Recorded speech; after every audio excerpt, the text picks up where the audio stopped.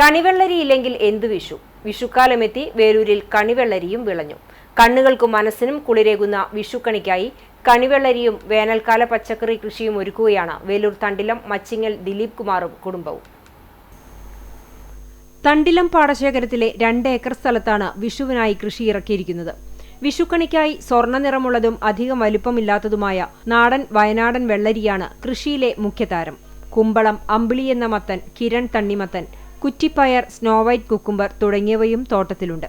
പന്നിയുടെ ശല്യമുള്ള സ്ഥലമായതിനാലും പഞ്ചായത്ത് സബ്സിഡി ഇല്ലാത്തതും കൃഷി നഷ്ടത്തിലാകുമെന്ന ഭീതിയിലാണ് ആരംഭിച്ചത്.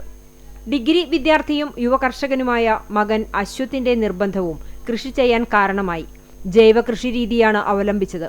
കോഴിക്കാഷ്ടവും ചാണകപ്പൊടിയുമാണ് പ്രധാന വളങ്ങൾ. 700 കിലോയോളം വെള്ളരി ആദ്യം വിളവെടുത്തു. കാർഷിക മേഖലയിൽ വിവിധ പുരസ്കാരങ്ങൾ നേടിയ ദിലീപ് കുമാറിനെ ഭാര്യ വേലൂർ ഗ്രാമപഞ്ചായത്ത് മുൻ പ്രസിഡന്റ് ഷെർലി ദിലീപ് കുമാറും മകൻ അശ്വത്തും കൃഷിയിൽ ഊർജമായി മാറുകയാണ്. 3000 വിവിധ വാഴകൾ, ഇഞ്ചി, പൊടിക്കിഴങ്ങ്, മഞ്ഞൾ, കൂവ എന്നിവയും കൃഷി ചെയ്യുന്നുണ്ട്.